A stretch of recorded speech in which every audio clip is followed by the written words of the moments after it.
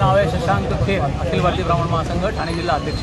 अखिल भारतीय ब्राह्मण महासंघातर्फे परशुराम जयंतीची पालखी आज इथून निघणार आहे। या इथे सालाबादप्रमाणे यंदाही पालखी आपण इकडून काढत आहोत।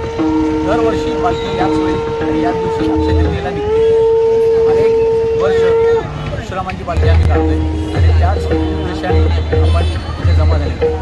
आपल्याला परशुरामाची पालखी काढणे हा उद्देश असून ब्राह्मण संघटन वाढवणे, त्याचबरोबर ब्राह्मण सक्षमीकरण करणे, महिला सक्षमीकरण करणे, महिला सबलीकरण करणे, ब्राह्मणांच्या उद्योगाला चालना देणे, तसंच हिंदू समाज एकत्रित करणे हा मुख्य उद्देश आहे। त्याचबरोबर आपल्याला शैक्षणिक दृष्टिकोनाने जे EWSचे आरक्षण मिळालेले आहे त्या EWSचे आरक्षणाद्वारे आपल्याला विद्यार्थ्यांना कमी पैशामध्ये ॲडमिशन मिळते। त्याचबरोबर शिक्षणाच्यासाठी चांगल्या गोष्टी उपलब्ध होतात।